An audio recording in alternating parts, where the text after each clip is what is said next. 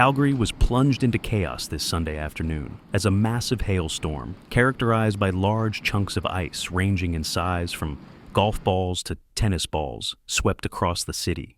This unprecedented event devastated several communities, leaving behind a grim trail of severe property damage, widespread power outages, and an overwhelming sense of disruption.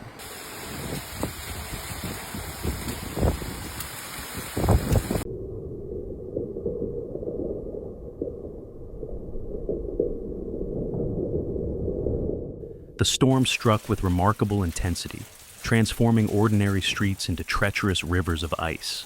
The sheer force of the hailstones shattered windows in homes and vehicles, left vehicles severely dented, and completely overwhelmed the city's drainage systems. Early estimates suggest that the property damage from this event could run into the hundreds of millions of dollars, drawing unsettling parallels to the devastating hailstorms that impacted Calgary in 2020 and 2021.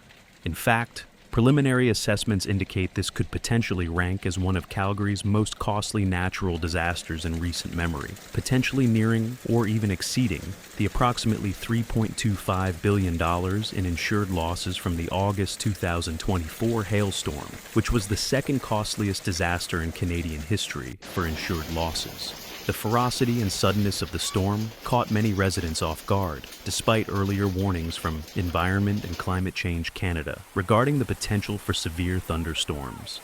Sarah Chan, a resident of the community of Teridale, recounted her harrowing experience, her voice trembling as she surveyed the significant damage to her home. "It was like nothing I've ever seen," she stated.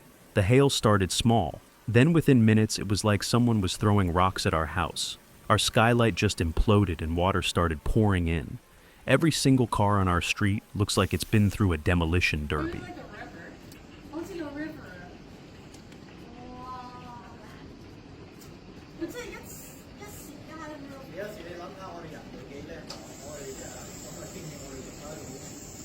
Ms. Chan's terrifying experience was mirrored across a broad swath of Calgary, with significant and widespread impacts reported in communities including Cornerstone, Falcon Ridge, Martindale, Saddletown, and parts of Panorama Hills and Country Hills in the city's north.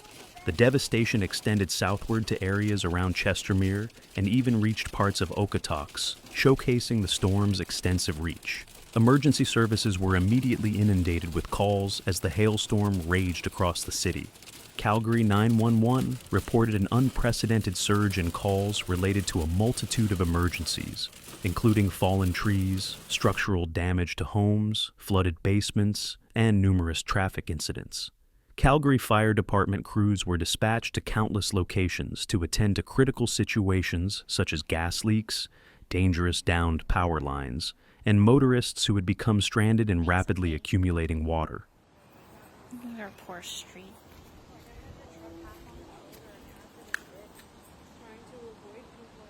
Crazy. During a late-night press conference, Calgary Fire Department Chief Steve Donovan addressed the strained resources. "Our resources are stretched incredibly thin," Chief Donovan stated, his tone conveying the immense challenge faced by his teams. He urged residents to stay indoors, avoid damaged areas, and only call 911 for life-threatening emergencies. Non-urgent issues should be reported through appropriate city channels when the immediate danger has passed. Chief Donovan specifically highlighted the extreme danger posed by submerged roadways, emphasizing the need for drivers to exercise extreme caution. He noted that several vehicles became stranded in rapidly accumulating water, particularly in underpasses and other low-lying areas, where the water depth could quickly become deceptively dangerous. The impact on critical infrastructure was both immediate and severe. ATCO Electric confirmed widespread power outages affecting tens of thousands of homes and businesses across Calgary. While crews were immediately deployed to address the outages, the sheer scale of the damage, which included numerous downed power poles and lines dangerously tangled with fallen tree branches, indicated that power restoration efforts could regrettably take days for some of the most severely affected areas. An ATCO spokesperson stated, "Our priority is to safely restore power to as many customers as possible, as quickly as possible. acknowledging the significant challenges posed by the continuing inclement weather in the hours following the main storm front. Residents were advised to prepare for extended outages, take steps to charge electronic devices, and avoid opening refrigerators and freezers unnecessarily to preserve their contents.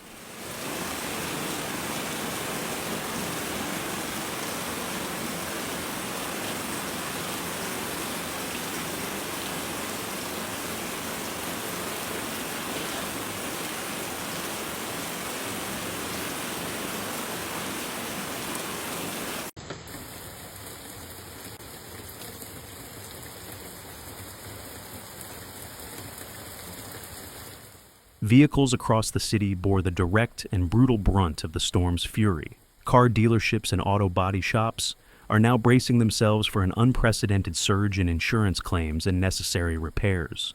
Disturbing footage, shared widely across social media platforms, vividly showed cars with completely shattered rear windows, roofs caved in by the force of the hail, and entire vehicle bodies pockmarked with severe, extensive dents. Mark Johnson, who was driving on Deerfoot Trail when the storm unleashed its full power, described the terrifying experience. "We saw a literal cascade of golf balls coming down," he recounted.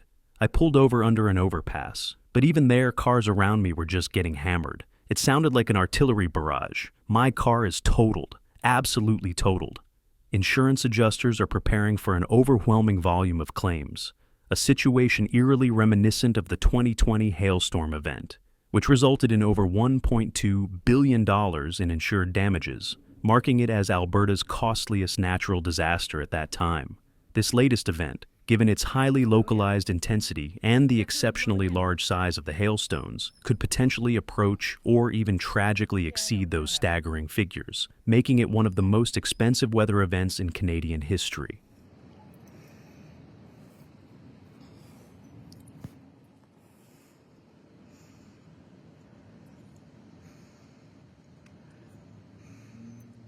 Rain is literally going sideways.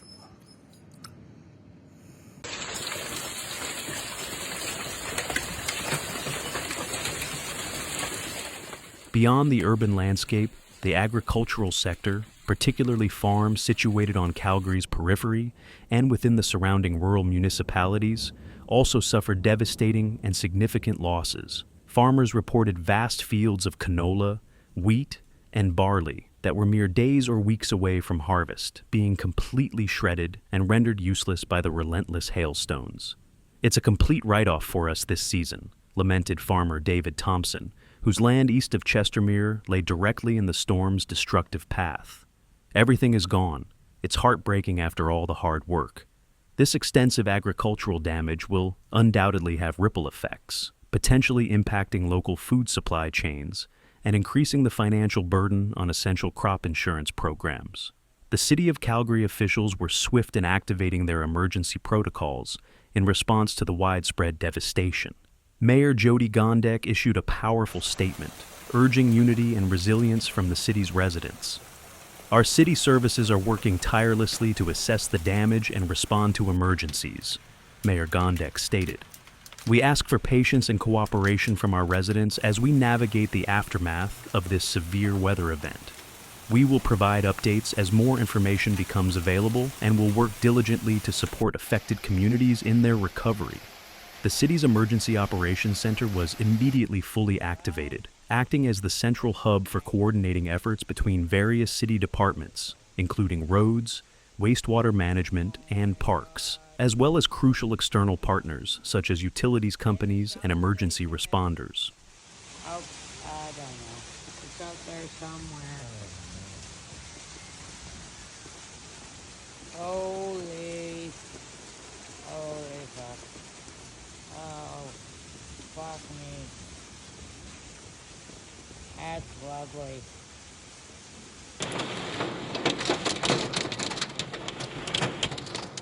Widespread heavy rainfall totals are broadly expected throughout southern Alberta by Tuesday. Residents across Calgary, Banff, and Canmore, as well as areas from Jasper East to Highway 40, are all in line to receive between 30 and 50 plus millimeters of rainfall by Tuesday. Communities stretching from Medicine Hat to Lethbridge are also projected to receive significant amounts, with 20 to 40 millimeters of rainfall anticipated from this event. A brief respite from the rain is expected to arrive on Tuesday before precipitation returns once again on Wednesday. Interestingly, visitors to high elevation places like Jasper National Park could potentially witness a rare occurrence of July snow, as freezing levels are projected to drop to around 2,300 meters behind the cold front. Temperatures are certainly going to feel unseasonably raw for this time of year when combined with the persistent rain. Calgary is only expecting a high of 13 degrees Celsius on Monday, while readings around the mid-teens are expected throughout the rest of southern Alberta. In contrast, a southerly flow scooting around a center of high pressure in British Columbia will keep northern Alberta much warmer than their southern counterparts, with daytime highs in the lower 20s degrees Celsius on tap for places like Edmonton and Grande Prairie. Crap.